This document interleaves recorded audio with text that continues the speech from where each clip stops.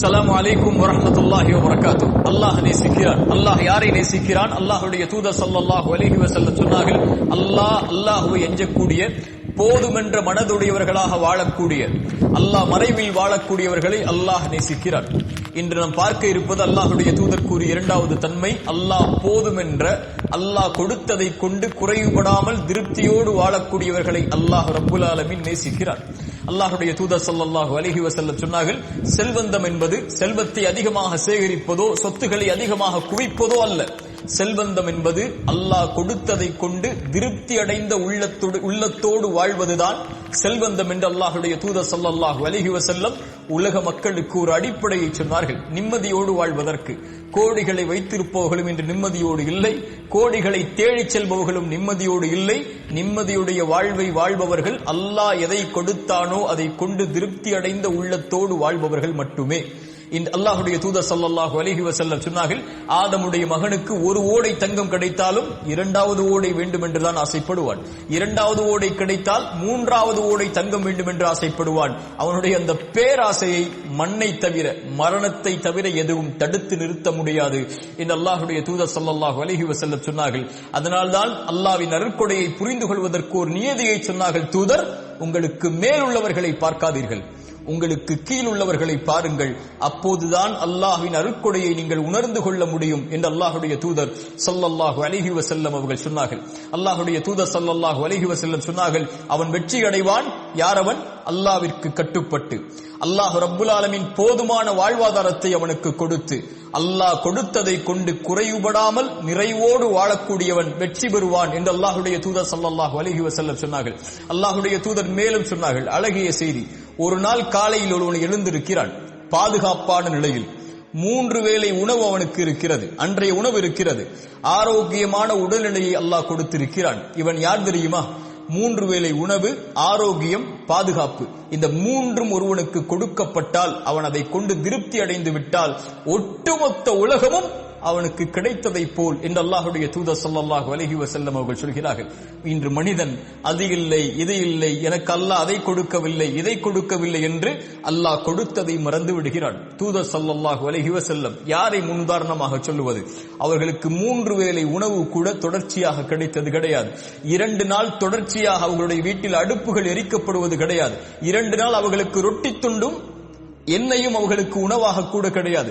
பசிக்காக வயிற்றில் 2 கல்லை சுமந்து அந்த பசியை கட்டுப்படுத்தி வைத்திருந்தவர்கள். அல்லாஹ்வுடைய தூதர் ஸல்லல்லாஹு அலைஹி வஸல்லமுடைய வாழ்க்கை இப்படி வறுமையிலும் ஏழ்மையிலும் பசியிலும் இருந்தாலும் இரவு ஆனால் சொல்லுவார்கள், யா அல்லாஹ், எனக்கு உணவளித்தாய் நன்றி, எனக்கு தண்ணீரை கொடுத்தாய் நன்றி, பாதுகாப்பை கொடுத்தாய் நன்றி. எத்தனையோ மக்கள் உணவில்லாமல், தாகத்தில், பாதுகாப்பில்லாமல் தவித்துக் கொண்டிருக்கும் போது எனக்கு இதை நீ கொடுத்ததற்கு நன்றி யா அல்லாஹ் என்று அல்லாஹ்வை நிறைவுபட வாழ்ந்தார்கள்.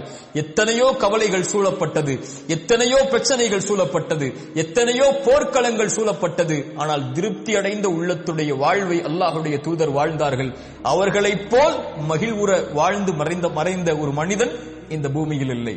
அல்லாஹ்வுடைய தூதர் ஸல்லல்லாஹு அலைஹி வஸல்லம் சொன்னார்கள், அதனால்தான் ஜிப்ரீல் வந்து இடத்திலே சொன்னார், 5 விஷயங்கள், எதை வேண்டுமானாலும் செய்து கொள்ளுங்கள், ஒரு நாள் மரணித்து விடுவாய். யாரை வேண்டுமானாலும் நேசித்துக்கொள், அந்த உறவை ஒரு நாள் பிரிந்தே தீருவாய். எதை வேண்டுமானாலும் செய்து கொள், செயல்களில் நன்மையோ தீமையோ அதனுடைய கூலியை பெற்றே தீருவாய். இரவு வணக்கம்தான் ஒரு இறை நம்பிக்கையாளனுடைய கண்ணியம். ஒரு இறை நம்பிக்கையாளனுடைய கண்ணியம், மதிப்பென்பது மனிதர்களை விட்டு தேவையற்று வாழ்தல் தான் என்று அல்லாஹ்வுடைய தூதர் ஸல்லல்லாஹு அலைஹி வஸல்லம் அவர்கள் சொன்னார்கள். ஆம், இந்த உலகில் எல்லோரும் எம்மை விட்டு ஒரு நாள் பிரிந்து விடுவார்கள். பிரிவதோடு மட்டுமல்லாமல் எல்லோரும் ஒரு நாள் எம்மை மறந்து விடுவார்கள். செல்வத்தை சேகரிப்பதற்காக ஓடலாம், சொத்துக்களை குவிப்பதற்காக ஓடலாம், உறவுகளுக்காக வாழலாம், நண்பர்களுக்காக வாழலாம், பிள்ளைகளுக்காக வாழலாம், அதற்காக ஒட்டுமொத்த வாழ்வையும் கழிக்கலாம். ஆனால் நாம் மரணித்து விட்டால் எம்மை எப்போது மறப்போம் என்று அவர்கள் காத்து கொண்டிருப்பார்கள். யாராவது எம்மை நினைவுபடுத்தினால் கூட, வேண்டாம், எனக்கு கவலை வந்துவிடும், அவரை பற்றி பேசாதீர்கள் என்று தவிர்த்து விடுவார்கள் நபித்தோழர்கள். அதனால் தான் மன்னரைகளை பார்த்து சொல்லுவார்கள், எதை எடுத்துச் சென்றீர்கள் இந்த உலக வாழ்வில்? உங்களுக்காக செல்வத்தை சேகரித்தீர்கள் என்று அதை யாரோ பயன்படுத்துகிறார்கள் என்று. அப்படித்தான் செல்வத்தை அவன் சேகரிப்பதற்காக வாழ்வை கழிக்கிறான், இன்னொருவன் பயன்படுத்துகிறான்.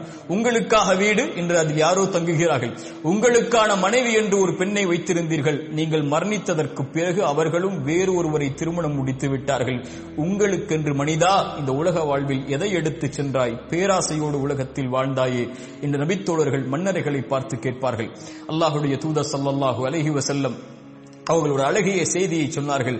மனதில் வையுங்கள், எந்த ஒரு ஆத்துமாவும் இந்த உலகத்திலே மரணிக்காது அல்லாஹ் கொடுத்த வாழ்வாதாரத்தை முழுமையாக்காமல்.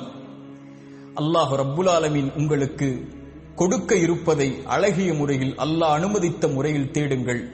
உங்களை பேராசை மிகைத்து அல்லாஹ் தடுத்த முறையில் ஒருபோதும் வாழ்வாதாரத்தை தேடிவிடாதீர்கள். அல்லாஹ்விடத்தில் இருப்பதை அவன் அனுமதித்த முறையில்தான் அவனிடத்திலிருந்து பெற்றுக்கொள்ள முடியும்.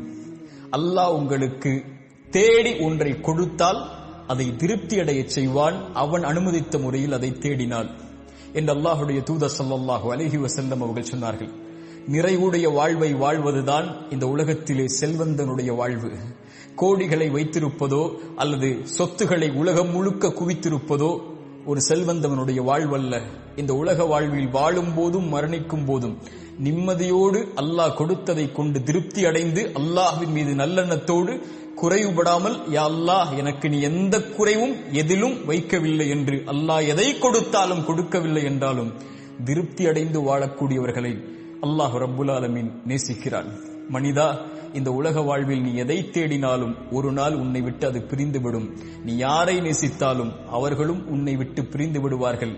அவர்கள் உன்னை மறந்து விடுவார்கள் விரைவில். போன தலைமுறையுடைய செல்வந்தவர்கள் யார் என்று நமக்கு தெரியுமா? இந்த தலைமுறையில் நமக்கு தெரியும்.